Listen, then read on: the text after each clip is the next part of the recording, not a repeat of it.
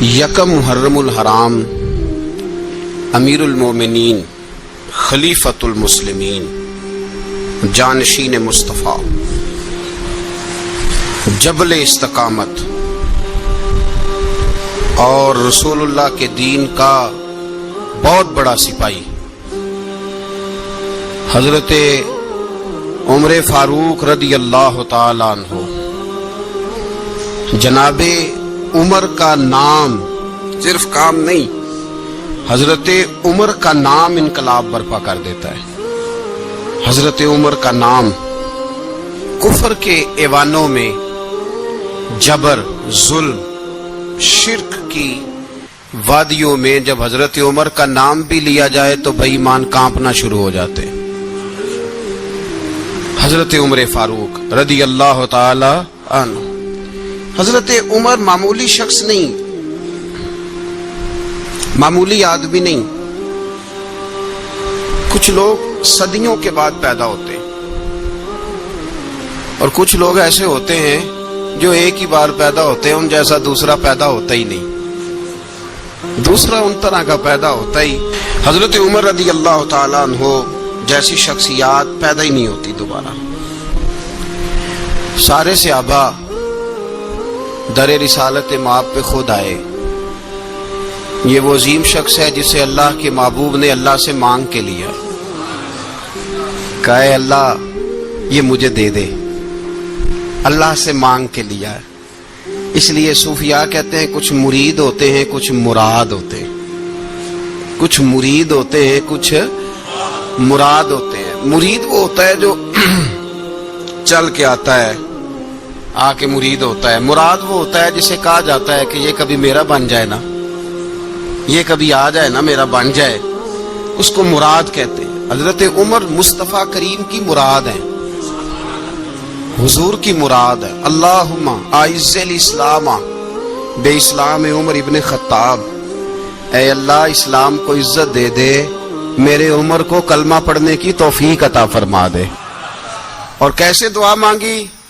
وہ یار حضرت عمر کی تو اس فضیلت کا کوئی جواب نہیں دے سکتا، میرے رسول پاک علیہ السلام سب کے لیے ہی دعا مانگتے ہیں نا، حضور کی دعا عام ہے، لیکن مصطفیٰ کریم نے کعبے کا غلاف تھام لیا اور غلاف کعبہ کو حضور نے سینے سے لپٹایا اور سینے سے چمٹا کے کہا اے اللہ میں نے تو کبھی سوال ہی زیادہ نہیں کیے، میں کرنے آیا ہوں، مجھے عمر دے دے، عمر دے دے۔ حضور نے مانگ کے لیا۔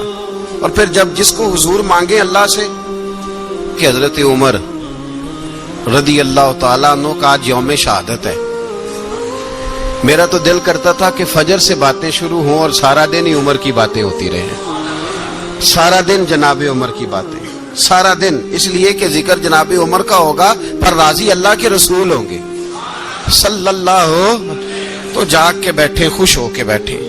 ہمارے ہاں منایا ہی نہیں جاتا، بابے اللہ کیتا ساؤن بھادروں اسو کتا تے منڈے جنوری فروری، تو اسلامی سال بھی گیا اور وہ تاریخیں بھی ساری گئیں۔ یکم محرم امت مسلمہ کے لیے بہت بڑا دن ہے، بہت بڑا دن۔ یہ شہادت ہے حضرت عمر فاروق کی رضی اللہ تعالی۔ یہاں چھوٹی چھوٹی باتوں پہ گورنمنٹ چھٹی کرتی پھرتی ہے، چھوٹی چھوٹی باتوں، الیکشن ہو گیا تو چھٹی، فلاں جگہ پہ تھوڑا سا کسی نے خبر دے دی کہ کوئی پریشانی ہے تو چھٹی، فلاں جگہ یہ ہو گیا تو چھٹی، یہاں تک کہ فلاں وزیر صاحب فلاں علاقے میں آئیں گے تو سارے علاقے کو چھٹی۔ اور اب تو اس سے بڑا حال ہونے لگا ہے، اگر جن لوگوں کی سندھ میں حکومت ہے ان کے لیڈر کا دن آیا تو اس دن چھٹی، اور جن کی پنجاب میں حکومت ہے ان کا دن آیا تو چھٹی۔ ہمارا مطالبہ ہے حکومت پاکستان سے، اگر سر اٹھا کے جینا چاہتے ہو تو یکم محرم کو چھٹی کیا کرو، اگر سر اٹھا کے جینا چاہتے ہو تو یکم محرم کو چھٹی کرو جناب عمر کے دن، اور ملت کے جوانوں کو بتاؤ کہ اگر عزت کی زندگی جینا چاہتے ہو تو اس طرح جیو جس طرح فاروق اعظم جی کے گئے ہیں۔ عزت اور وقار کی زندگی، جمہوریت حضرت عمر سے سیکھنی پڑے گی، حکومت کرنے کے طریقے حضرت عمر سے، رعایا کو سیکھنا پڑے گا کہ امیر کس طرح بنایا جاتا ہے اور امیر کس طرح کے ہوتے ہیں۔ یہاں لوگ ہمیں یورپ کی مثالیں دیتے ہیں لوگ یہاں ہمیں آ کر کے امریکہ کی مثال، انہیں کیا پتا حکومت کیا ہوتی ہے؟ وہ کہتے ہیں جی وہ سائیکل پہ جاتا ہے ان کا حکمران۔ میں نے کہا وہ سائیکل پہ جاتا ہے؟ میرے عمر فاروق مدینے سے مکے گئے تھے تو پیدل ہی حج کرنے چلے گئے، پیدل ہی۔ اور جناب عمر فاروق رضی اللہ تعالیٰ عنہ عید کی نماز پڑھانے گئے، عید کی نماز عمر خطبہ عید دینے گئے۔ اور اس زمانے میں کون سا غریب ہے جو ننگے پاؤں جاتا ہو؟ کون سا غریب ہے جو مسجد ننگے پاؤں جاتا ہو؟ لوگوں نے تو 3 قسم کی چپلیں رکھی ہوئی ہیں، ایک مسجد جانے کی علیحدہ ہے، گھر پہننے کی علیحدہ ہے، شادی بیاہ پہ جانے کی چپل علیحدہ ہے۔ حضرت عمر فاروق رضی اللہ تعالیٰ عنہ نکلے عید کا خطبہ دینے کے لیے، تو بیوی سے کہنے لگے جوتا۔ اس نے کہا صاحب اتنی دفعہ ٹوٹا ہے اب گانٹھا نہیں جا سکتا، اتنی دفعہ ٹوٹا ہے کہ اب دوبارہ پیمند نہیں لگ سکتے۔ تو حضرت عمر کہنے لگے چل کوئی حرج نہیں ہے، بغیر جوتے کے ننگے پیر ہی چلتے ہیں، کوئی حرج نہیں۔ تو کہنے لگے لوگ کیا کہیں گے؟ فرمایا چپ کر، لوگ جس دن عمر نے یہ دیکھ لیا نا لوگ اس کے بارے میں کیا کہتے ہیں، اس دن عمر نہیں رہے گا۔ تو کہا پھر آپ کا نظریہ کیا ہے؟ فرمایا میرا نظریہ یہ ہے کہ رب رسول میرے بارے میں کیا کہتے ہیں، لوگوں کا کیا ہے؟ لوگ کل کسی کے بارے میں کچھ کہتے ہیں اور پرسوں کچھ کہتے ہیں، میرا نظریہ یہ ہے کہ رب رسول میرے بارے میں ننگے پیر عمر جا رہے ہیں۔ کون جی؟ میں بڑا ماڑا۔ اچھا جناب کیا غربت ہے؟ 10 قسم کے جوڑے لٹکے ہوئے ہیں کمرے میں، اور پہننے کی فرصت نہیں، سویرے کیا پہننا ہے شام کیا پہننا ہے، 15 سوٹ کٹھے استری ہو کے لانڈری والا بھیج رہا ہے، اور تو غریب ہے، تو بہت بڑا غریب ہے۔ اس لیے کہ غربت پیسوں کی وجہ سے نہیں ہوتی، غربت تو دل کی ہوتی ہے۔ تو واقعی بڑا غریب ہے اور تو غریب ہی رہے گا۔ امیر تو عمر فاروق تھے جو ننگے پاؤں چلے گئے عید کی نماز پڑھانے، تو رستے میں جو ملا کہنے لگا عمر جوتا تو پہن لو۔ فرمایا تمہیں عمر کا جوتا نہ پہننے کا نقص تو نظر آیا ہے، کوئی حرج نہیں۔ اگر عمر کو کبھی بتانا ہوا تو وہ والا نقص بتانا جو عمر کی سیرت میں پیدا ہو، کردار میں پیدا ہو، وہ والا نقص بتانا۔ یہ چھوڑو جوتے آتے جاتے رہتے، ننگے پاؤں گئے، پاؤں دھوئے، نماز پڑھائی، لوٹ آئے۔ او بھائی یہاں تو ہمارا بناؤ سنگار اترنا، جتنی توجہ کپڑوں کی طرف ہے اتنی توجہ کبھی ہماری علم کی طرف ہوتی نا، جتنا ذوق شوق ہمارا بناؤ سنگار کی جانب ہے، اتنا بناؤ سنگار کبھی ہمارا اخلاقیات کی جانب ہوتا تو معاملات بڑی حد تک سنورے ہوئے ہوتے۔ حضرت سیدنا فاروق اعظم رضی اللہ تعالی اپنی زندگی کو ترتیب دیا، ایک دن بھی خلافت نہیں مانگی اللہ سے۔ حضرت عوف بن مالک اشجعی ایک صحابی ہیں، حضرت عوف بن مالک رضی اللہ تعالیٰ عنہ فرماتے ہیں کہ جناب ابو بکر صدیق کا زمانہ تھا تو میں نے خواب دیکھا، میں نے خواب میں جناب عمر کو دیکھا، اور میں نے دیکھا کہ کوئی کہنے والا کہہ رہا ہے کہ عمر وہ ہے کہ اللہ کے رستے میں کوئی اسے جتنا مرضی برا بھلا کہے یہ پرواہ نہیں کرتا۔ کس کے رستے میں؟ بولے سارے۔ اس کا مطلب ہے اللہ کے رستے میں لوگ برا بھلا بھی، قرآن مجید نے کہا وَلَا يَخَافُونَ لَوْمَةَ لَائِمٍ، کچھ لوگ ایسے ہیں جو برا بھلا کہنے والوں کی پرواہ نہیں کرتے۔ آپ یقین کریں اگر پرواہ شروع ہو جائے نا تو دین کا کام ختم ہو جائے، نہ کوئی تقریر کرے، نہ کوئی تدریس کرے، نہ کوئی پیری مریدی کرے، ختم ہو جائے اگر باتوں کی پرواہ ہو۔ لیکن وہ پرواہ، حضرت عوف بن مالک اشجعی کہتے ہیں میں نے خواب میں دیکھا کہ عمر وہ ہے جو کسی کی پرواہ، اور دوسری بات میں نے یہ دیکھی کہ عمر خلیفہ بنے گا، اور تیسری بات میں نے خواب میں یہ دیکھی کہ عمر شہید بھی کیا جائے گا، عمر شہید بھی ہوگا۔ یہ میں نے 3 باتیں خواب میں دیکھی۔ فرماتے ہیں میں نے آ کے خواب حضرت ابو بکر صدیق کو سنائی، وہ خلیفہ تھے۔ وہ کہنے لگے ٹھہر جاؤ میں عمر کو بلاتا ہوں، اس کے سامنے دوبارہ سنانا، اس کے سامنے۔ فرماتے میں نے بلایا حضرت عمر فاروق کو، آ کے بیٹھے، خواب شروع ہوا۔ کا ایک بات تو میں نے یہ دیکھی کہ آپ ملامت کرنے والے کی پرواہ نہیں کرتے، دوسرا آپ خلیفہ بنے گے۔ جناب عمر کہنے لگے چپ کر، ابو بکر کے سامنے ہی کہہ رہا ہے، چپ کر، خلیفہ کے سامنے ہی کہہ رہا ہے۔ تو حضرت ابو بکر صدیق کہنے لگے عمر اسے کہنے دو، مجھے لگتا ہے رب کی رضا یہی ہے کہ میرے بعد اگر مصطفیٰ کا منبر ملے تو عمر کو ملے، اسے کہنے دو۔ یار یہاں تو لوگ ڈھینگے مارتے ہیں، یہاں تو لوگ دعوے کرتے میرے سامنے فلانے کو بھی بٹھاؤ، فلانے کو بھی بٹھاؤ، اس کو کیا پتا، اس کو کیا پتا، یہ تو بڑکے مارنے کا دور ہے۔ حضرت عمر رضی اللہ تعالیٰ عنہ کو تیسری بات کہی، حضرت عوف بن مالک نے کہا آپ شہید کیے جائیں گے، میں نے خواب دیکھی ہے۔ نیک لوگوں کے خواب بڑی حد تک سچے ہوتے ہیں۔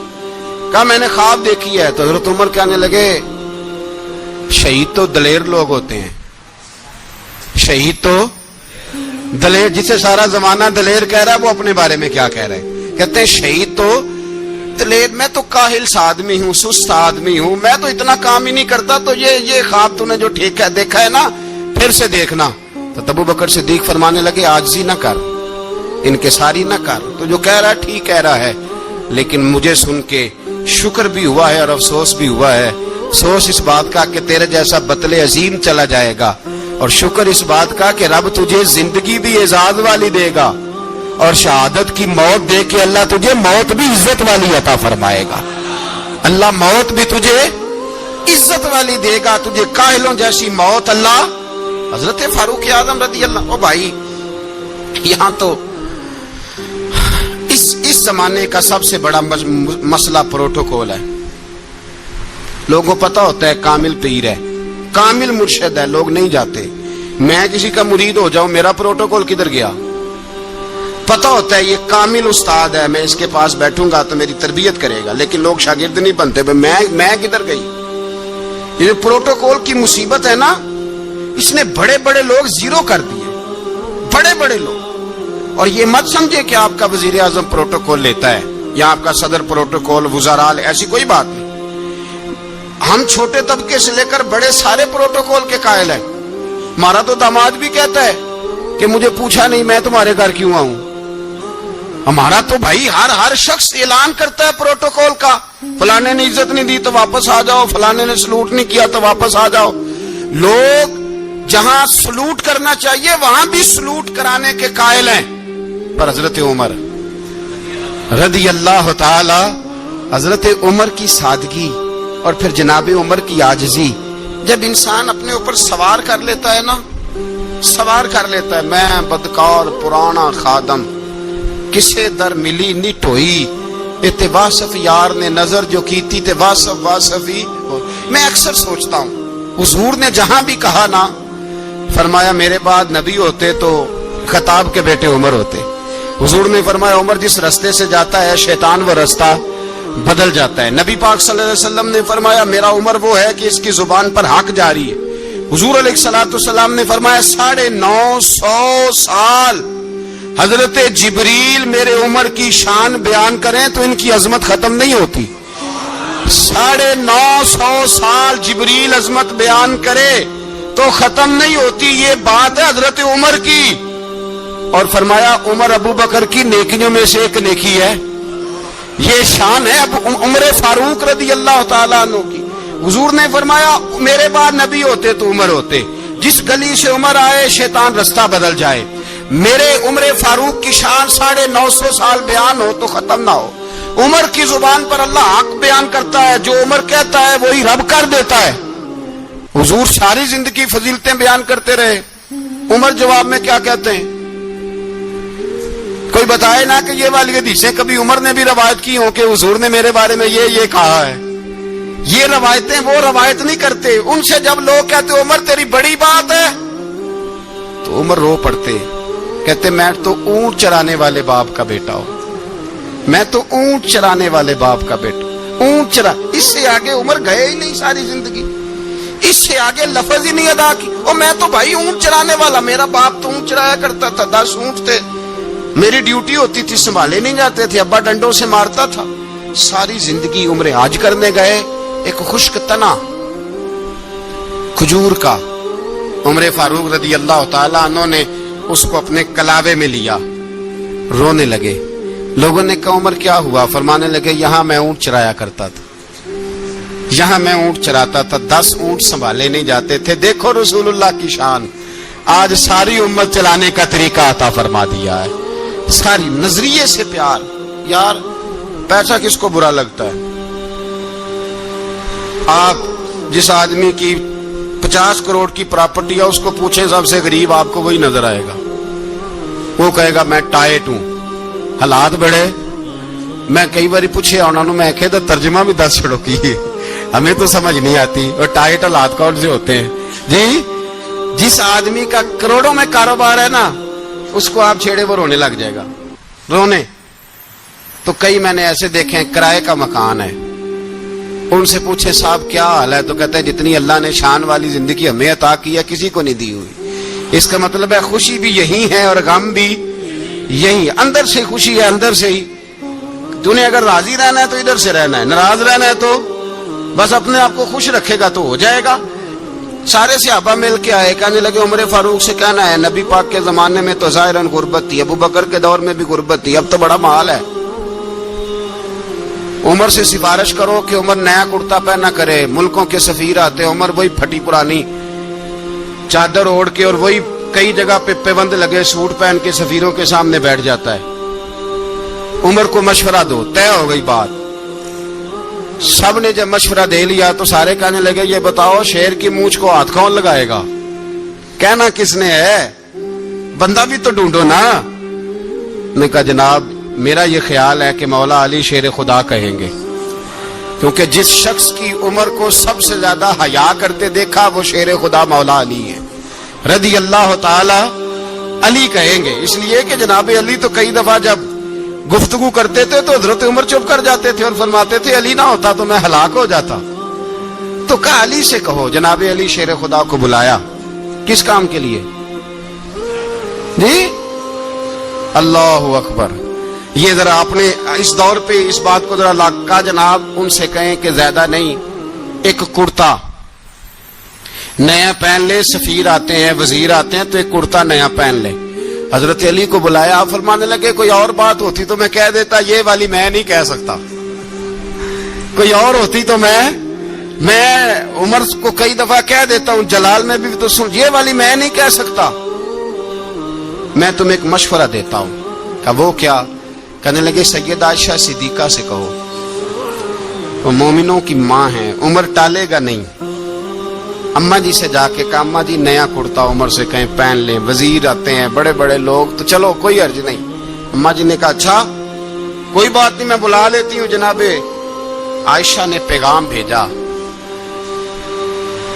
جب خادم نے کہا نا مصطفیٰ کے گھر سے پیغام آیا ہے، تو 20 لوگ بیٹھے تھے. عمر کانپتے ہوئے اٹھے، کانپتے دوڑے.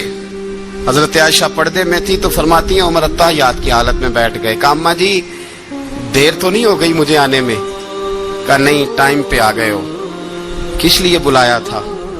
کہا عمر دیکھو غربت کے معاملات اور ہوتے ہیں، جب اللہ آسانی دے تو کوئی چیز استعمال کرنا حرام نہیں ہوتی، اگر حرام ہے تو بتاؤ. کہا نہیں اماں جی حلال ہی ہے. تو فرمایا پھر اتنے سفیر آتے ہیں، مشیر آتے ہیں، اب تو مال غنیمت بڑا آتا ہے، ڈھیر لگ جاتے ہیں مسجد میں، تو چل ایک نیا کرتا تم بھی پہن لیا کرو. اور آپ نیا کرتا پہنو گے تو دھاک بیٹھے گی غیروں پر. تو صحابہ کا مشورہ ہے کہ آپ نیا لباس پہنے. اماں جی کہتی ہے میں نے حکم دیا تو عمر چپ کر گئے، گردن جھک گئی. تھوڑی دیر کے بعد سیدنا عمر فاروق نے سر اٹھایا تو داڑھی پہ آنسو گر رہے تھے. رو پڑے. کہنے لگے پاک محبوب کی پاک بیوی جیسے حکم کرتی ہو میں حاضر ہوں، پر مجھے وہ والا لباس پہنانا جو میرے مصطفیٰ نے پسند فرمایا ہے. اگر یہ رنگ رسول پاک کا ہے تو میں حاضر ہوں، اور اگر نبی پاک کا نہیں تو پھر جیسے آپ حکم کریں. جناب عائشہ کہتے ہیں عمر روئے تو میں زیادہ روئی، میرا پلو بھیگ گیا آنسوؤں سے. میں نے کہا عمر آپ جائیے. عمر یوں نکلے تو جو صحابہ کھڑے تھے وہ کونے میں تھے، سارے آ گئے. کہا اماں جی کیا بناؤ؟ فرمایا بھائی تم سب جو باتیں کہتے ہو وہ اپنی جگہ ٹھیک ہیں، پر عمر جو بات کرتا ہے وہ سب سے زیادہ ٹھیک ہے. عمر جس پہلو پر بات کرتا ہے وہ یار ایسی عاجزی، ایسا رنگ، ایسا انداز، ایسا طرز حیات، ایسی زندگی. اولاد کے معاملے میں لوگ بزدل ہو جاتے ہیں، بزدل. پر حضرت عمر کا بیٹا مصر گیا، وہاں سے کمائی کر کے لایا، تجارت کرنے گیا، لاکھوں کا مال. کون سا باپ ہے دنیا میں جس کا بیٹا باہر سے پیسے لے کے آئے تو ابا تفصیل پوچھے کہ بیٹا کہاں سے کمائے، کہاں سے لایا، کتنے ملے، کیوں آئے؟ کون سا باپ تفصیل پوچھتا ہے؟ ابا تو کہتا لا صحیح، اور तारीफें करता है, मेरा बेटा बड़ी कमाई करता है। कभी पूछा है उससे कि ड्यूटी सही देता है कि नहीं? कभी पूछा है कि तू ईमानदारी की रोजी लाता है कि हराम की कमाता है? ये बाप की जिम्मेदारी है, ये अम्मा की जिम्मेदारी है। फिर कहता है बीमारी कैसे आ गई, परेशानी कैसे आ गई? तूने कभी सवाल किया अपनी औलाद से? हजरत उमर फारूक रदी अल्लाह ताला अन्हु का बेटा मिस्र से पैसे कमा के लाया तो जनाब उमर ने बुलाया, फरमाया बेटे इतनी तो तेरे पास राशि ही नहीं थी, थोड़े से तो तू पैसे लेके गया था, इतनी कमाई कैसे हो गई? इतने तो पैसे नहीं थे साहब, कहां से कमाई लाए? उसने कहा अब्बा जी वो जो मेरे चचा है ना मिस्र के गवर्नर, आपके दोस्त, उन्होंने मेरी मदद की है। फरमाया जितने लोग गए थे सबकी की है मदद उसने? कहा नहीं सिर्फ मेरी की। फरमाया तेरी क्यों की? तेरी क्यों की? कहा हुजूर आपके दोस्त हैं। फरमाया चुप कर, हुजूर उन्होंने मुझे इतने पैसे दिए, मैंने कारोबार में डाले तो नफा आया तो मैं उनकी रकम दे के। फरमाया खामोश हो जा, बाकी जितने लोग गए थे सबकी मदद की उसने? कहा नहीं हुजूर सिर्फ मेरी की। फरमाया उसने तेरी मदद नहीं की, उसने खलीफा के बेटे की मदद की, इसलिए कि वो खलीफा को अपने हक में नरम कर सके। फरमाया आधा माल तेरा है, आधा माले गनीमत का है, माले खजाना का है, मुसलमानों का है, इसलिए कि तू जो वहां से माल कमा के लाया है वो अपने बाप के खलीफा होने की वजह से कमा के लाया है, लिहाजा रख इधर। यहां कहते हैं किधर से आया, कैसे आया, कौन सा हिसाब दें, क्या करें? ओ भाई हजरत उमर रज़ी अल्लाह ताला अन्हु का अपनी औलाद के बारे में ये रंग है। एक जंग से ना खुशबू आई, खुशबू बड़ी महंगी होती थी, अरब में खुशबू आज भी बड़ी महंगी है, वो ज्यादा इस्तेमाल करते हैं। मेरी बातों की समझ आ रही है मेरे भाइयों? बड़ी महंगी खुशबू थी। जब वो खुशबू आई तो हजरत उमर ने कहा, घर में पहले पहुंची हजरत उमर के, चूंकि ज्यादा औरतें इस्तेमाल करती थी घर के अंदर खुशबू, मर्द भी लगाते थे। हजरत उमर ने अपनी बीवी से कहा, आपकी ज़ौजा तो थी वो बड़ी खुशबू को पसंद करती थी। हजरत उमर ने अपनी ज़ौजा से कहा कि खुशबू लाओ, मैंने एक औरत की ड्यूटी लगाई है, वो खुशबू तोल तोल के ना तो हिस्सा बराबर सहाबा में बांट देगी। तो आपकी ज़ौजा कहने लगी किसी बीबी की ड्यूटी लगाने की क्या जरूरत थी, मैं जो मौजूद थी मैं बांट देती हूं तोल के हिस्सा बराबर। आपने फरमाया नहीं तू रहने दे, तो फलानी बीबी बांटेगी।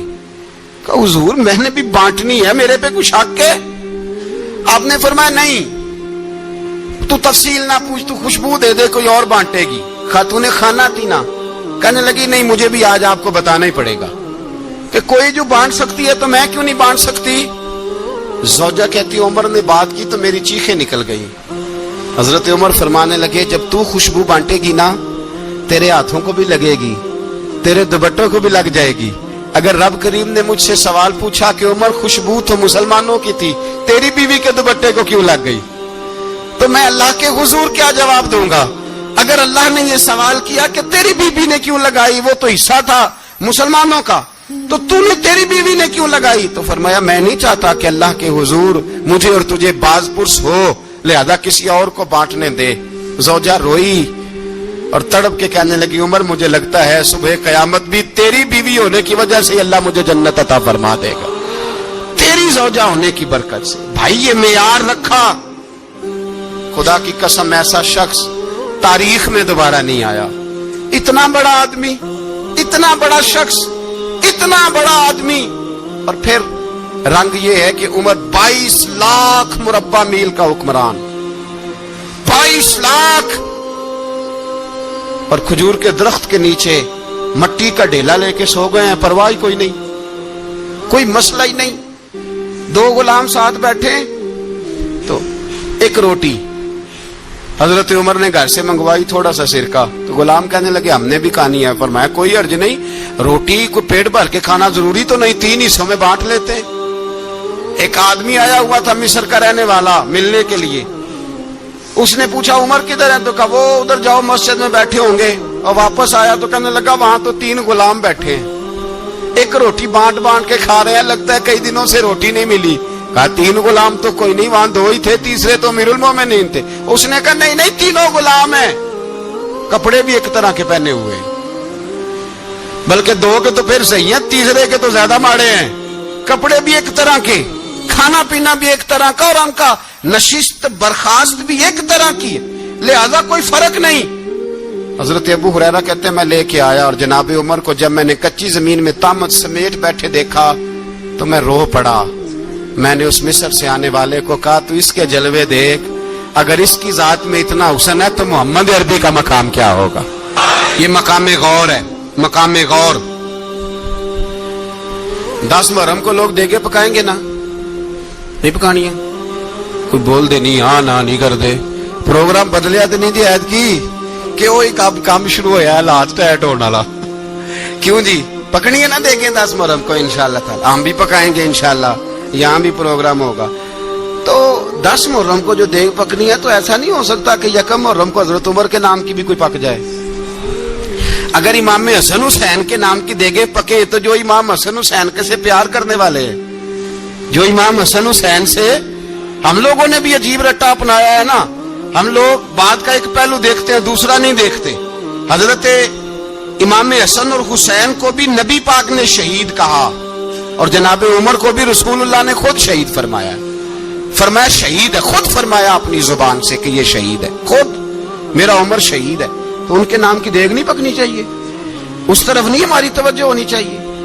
اور اہل بیت نبو، یہ بات میں پہلے بھی کرتا ہوں، آج پھر کرنا ضروری سمجھتا ہوں، اہل بیت کا پیار سن لو کان کھول کے، اہل بیت کا پیار اگر ہمیں کسی نے سکھایا ہے تو سیدنا عمر فاروق نے سکھایا ہے۔ اہل بیت نبوت کی محبت اگر کسی نے سکھائی ہے تو کس نے سکھائی ہے؟ بول کے بتائیے، حضرت عمر نے۔ اہل بیت کا پیار ہمیں حضرت عمر نے بول کر کے سکھایا ہے۔ بھائی یاد رکھیں، کسی کی طاقت نہیں تھی دم مارنے کی حضرت عمر کے سامنے، طاقت ہی نہیں تھی۔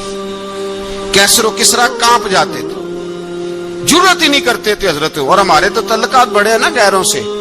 حضرت ابو موسیٰ اشعری رضی اللہ تعالیٰ عنہ فرماتے ہیں میرا منشی عیسائی تھا، وہ کاتب کہتے تھے وہ لوگ، میرا حساب کتاب عیسائی تھا۔ تو فرماتے ہیں ایک دن میں نے وہ سارا حساب کتاب لین دین کے حضرت عمر کو دکھائے تو فرمانے لگے جس نے لکھے ہیں اس کو بلاؤ۔ کہنے لگے حضور مسجد نہیں آ سکتا۔ کیوں نہیں آ سکتا؟ کہنے لگے وہ عیسائی ہے۔ کہتے ہیں حضرت عمر جلال میں آ گئے۔ آپ فرمانے لگے جنہیں رب دور کرتا ہے تم کیوں قریب کرتے ہو؟ جنہیں اللہ دور کرتا ہے۔ فرمایا تم غیروں کو اگر عہدے دو گے تو اپنوں کا کیا بنے گا؟ اگر تم غیروں کو عہدے دو گے تو اپنوں کا۔ یہ سوچ ہے جو آج برما کے مسلمانوں کے لیے بھی ضروری ہے۔ کہا اگر تم غیروں کو عہدے دو گے تو اپنوں کا۔ ہم نے غیروں کو عہدے دیے تو دیکھا نا اپنے کس طرح کاٹے جا رہے ہیں۔ غیروں کو جو عہدے دے دیے یارانے سارے غیروں سے، روز دعویٰ ہوتا ہے چین ہمارا سجن ہے، چین ہمارا دوست ہے۔ او بھائی دوست ہے تو اس سے کہو نا کہ برما تو تمہاری ایک چھوٹی سی ریاست ہے، چین کے بغیر تو وہ سانس بھی نہیں لے سکتا، اس کو کہو نا اس حکومت پہ دباؤ ڈالے۔ لیکن ہم لوگوں نے غیروں کو عہدے دیے تو اپنے پس گئے۔ حضرت عمر کہتے تھے ذمی کا ہم ادب کریں گے، ذمی کافر کا ہم، ایسا کافر جو مسلمان ریاست کو قبول کرے، بدامنی نہ پھیلائے۔ ایک آدمی کو آپ نے دیکھا آنکھوں سے نابینا ہے اور بھیک مانگ رہا ہے، تو حضرت عمر کو نظر آ گیا، فرمایا کون ہو؟ اس نے کہا میں یہودی ہوں۔ فرمایا بھیک کیوں مانگتے ہو؟ کہا جب تک تندرست تھا مسلمانوں کو جزیہ دیتا تھا، بوڑھا ہو گیا ہوں کیا کروں؟ حضرت عمر نے گھوڑے کی پشت پہ بٹھایا کافر کو، گھوڑے کی پشت پہ بٹھایا اور بٹھا کے مدینے لائے۔ حضرت علی شیر خدا وزیر خزانہ تھے، فرمایا علی اس کا وظیفہ جاری کرو۔ کہا یہ کون ہے؟ فرمایا یہ یہودی ہے لیکن یہ ہمیں جزیہ دیتا رہا، بوڑھا ہو گیا بیچارہ، بھیک مانگنے پہ مجبور ہے، ہماری حکومت کے اندر رہتا ہے، اس کا پورا وظیفہ جتنا خرچہ اتنا وظیفہ لگاؤ۔ حضرت علی کہتے ہیں میں وظیفہ لگا رہا تھا اور وہ میرے نبی کا کلمہ پڑھ رہا تھا، وہ رسول اللہ کا کلمہ پڑھ رہا تھا۔ یہ مزاج، یہ نہیں کہ کافر۔ حضرت عمر نے گورنروں کو خط لکھے تھے کہ زبردستی کسی کو مسلمان نہیں کرنا، جہاں ان کی عبادت گاہیں بنی ہو گرانی نہیں، کوئی مندر کوئی گرجا ضائع نہیں کرنا۔ اسلام سب کو جینے کا موقع دیتا ہے، پر بے ایمانو ظالمو بدذاتو تمہیں یہ کہتا ہے کہ ہم تمہیں جینے کا موقع دیتے، تم بھی مسلمانوں کو جینے کا موقع دو۔ یہ جہاں بستے ہیں جہاں رہتے ہیں انہیں وہاں جینے کا موقع دو، انہیں بھی اللہ اکبر کہنے کا موقع دو، انہیں بھی قرآن پڑھنے کا موقع دو، انہیں بھی رسول اللہ پر درود پڑھنے کا موقع دو۔ ہمارے ملک میں عیسائی اپنی مرضی سے کھلے عام تبلیغ کرتے ہیں، یہاں تو چینل چلائے ہیں عیسائیوں نے، کسی مذہبی جماعت نے کبھی جلوس نکالا ہے کہ عیسائیوں کا چینل بند کرو؟ بولے نکلا ہے کہ نہیں نکلا؟ کتنے ظلم کی بات ہے. ہم جب غیر کو اتنا تحفظ دیتے ہیں، اتنا تحفظ دیتے ہیں. ہم نے دیکھا ہے، مجھے بیسیوں لوگوں نے عید پہ ٹیلی فون کیے کہ عیسائیوں کو قربانی کا گوشت دے لیں. مجبور ہیں جی، دروازے پہ آ گئے ہیں، ہمارے کام کاج کرتے ہیں. بیسیوں لوگ، عام آدمی کے دل میں ان کا اتنا جذبہ ہے. وہ مسائل کا بیان کرنا ایک علیحدہ بات، لیکن ہمارے دل کافر کے حق میں بھی نرم ہو جاتے ہیں. تم کس قدر زیادہ بے ایمان ہو اور کفر کس قدر زیادہ ذلیل ہو گیا ہے کہ مسلمان کے حق میں نرم ہوتا ہی نہیں. اور اس سے بڑے ذلیل وہ ہیں جو ان ذلیلوں کے سپورٹر ہیں. وہ کسی عرب ملک کے حکمران ہو یا کسی اور جگہ کے، وہ بڑے ذلیل ہیں جو ان ذلیلوں کے سپورٹر ہیں، جو برما کی بچیوں کے قتل پر اپنی حکومتیں چمکا رہے ہیں. انہیں شرم نہیں آتی.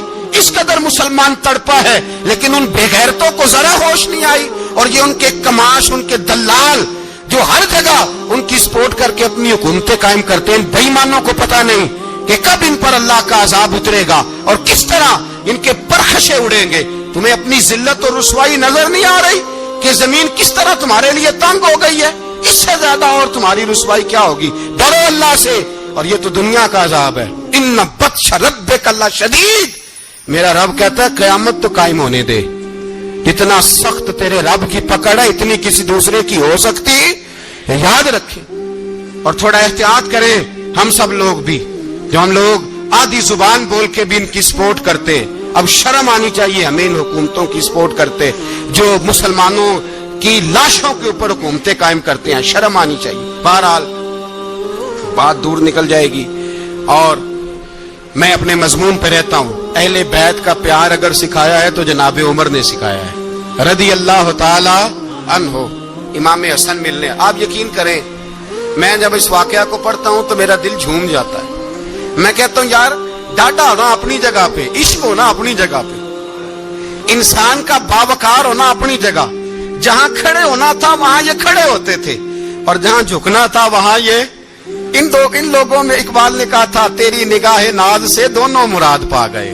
عقلے کی یاب و جستجو، عشق حضور و اضطراب. جہاں اگر آیا ہے سامنے کیسر و کسرا تو عمر جیسا دلیر کوئی نہیں. اگر سامنے آیا ایران کا بادشاہ تو عمر جیسا تگڑا کوئی نہیں. اگر آیا ہے سامنے غسان کا بادشاہ تو عمر جیسا عادل کوئی نہیں.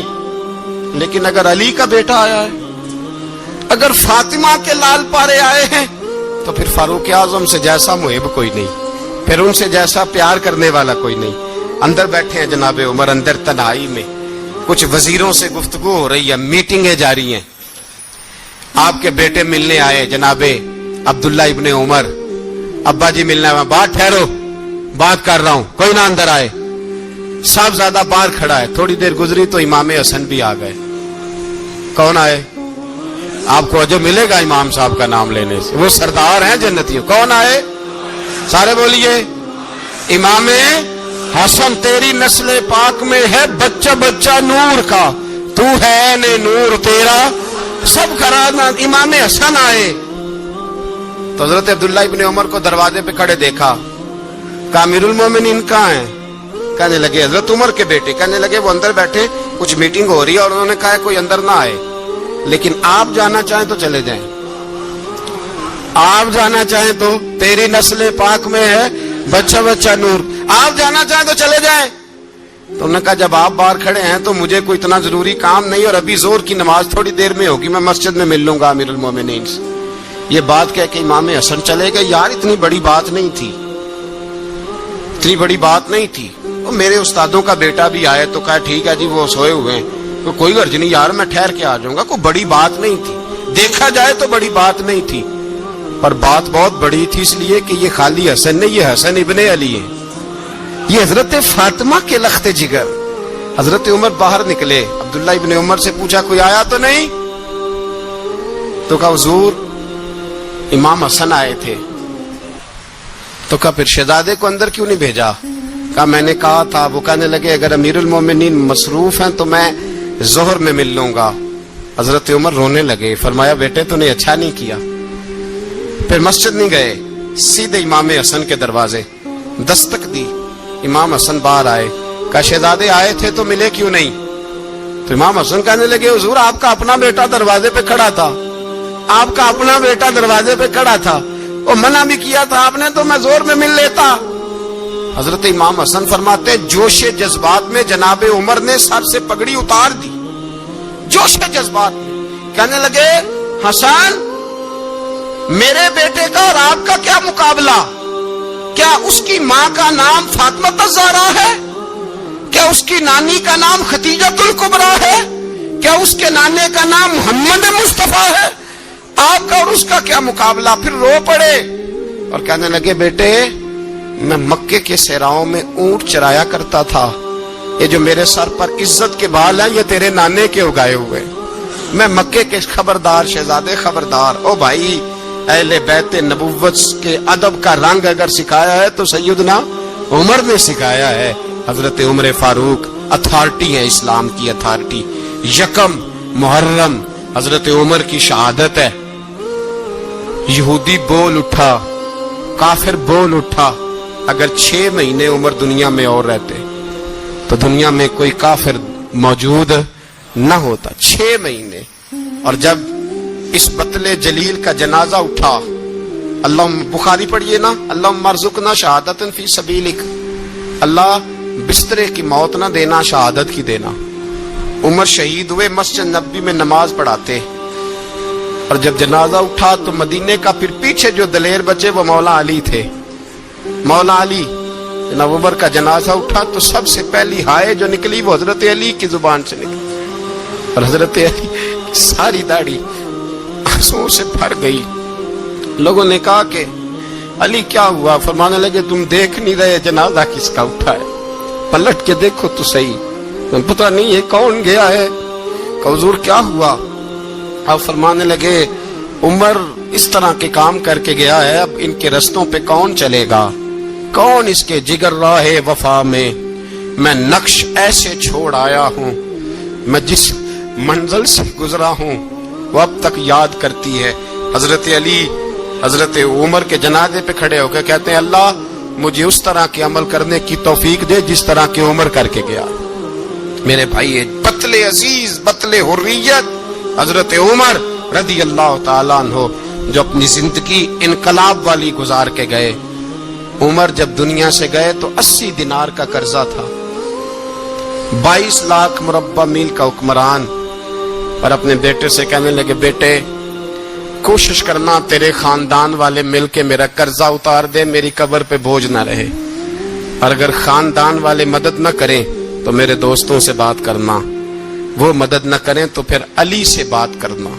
ان کا پیار آپس میں اتنا، اور تو اختلاف ثابت کر رہا ہے۔ 80 دینار کا قرضہ چھوڑ کر حضرت عمر دنیا سے گئے، اور جاتی دفعہ کہہ گئے میرے بعد میرے بچوں کو حکومت کے مشورے میں بھی شامل نہ کرنا، حکومت کے مشورے میں بھی میری اولاد شامل نہ ہو۔ اتنا بڑا شخص اتنا بڑا رنگ دے کے یکم محرم کو جب عمر فاروق کا وصال ہوا تو بیٹے سے کہنے لگے اماں عائشہ سے جا کے کہو میرا بھی نبی پاک کے روزے میں دفن ہونے کو دل کرتا ہے۔ ایک قبر کی جگہ ہے اماں جی نے اپنے لیے رکھی ہے، بخاری یا بخاری۔ حضرت عائشہ کے پاس صاحبزادے گئے، کہنے لگے اماں جی عمر کو زخم لگ گیا ہے، حالت بڑی پریشانی والی ہے۔ وہ کہتے ہیں اگر اماں اجازت دے۔ سید عائشہ رو پڑی، فرمانے لگی کہ اپنی قبر کی جگہ تو نہیں نہ کسی کو دیتا، پر عمر نے کمال ہی بڑا کیا، اسے کہو جاؤ گنبد خضرا میں قیامت تک جو مصطفیٰ پہ اور ابو بکر پہ سلام پڑھے گا وہ تجھ پہ بھی سلام پڑھ کے جائے گا، جاؤ میں نے جگہ دی۔ اعلیٰ حضرت فاضل بریلوی رحمت اللہ علیہ فرماتے وہ عمر جس کے آداب شیدہ شکر، اس خدا دوست حضرت پہ لاکھوں سلام، اس خدا دوست حضرت پہ۔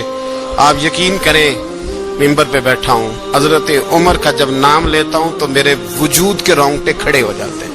حضرت عمر کی زندگی جب پڑھتا ہوں تو لگتا ہے خدایا ایسے شخص بھی دنیا میں آئے، ایسے لوگ بھی دنیا میں ہو کر گزرے، ایسا شخص بھی آیا جس نے دنیا ساری اسلام کی گرویدہ کر دی، اور وقت آیا تو چرواہوں سے معافیاں مانگ مانگ کے کہا کہ دیکھنا عمر کے بارے میں دل میں بات کوئی نہ رکھنا۔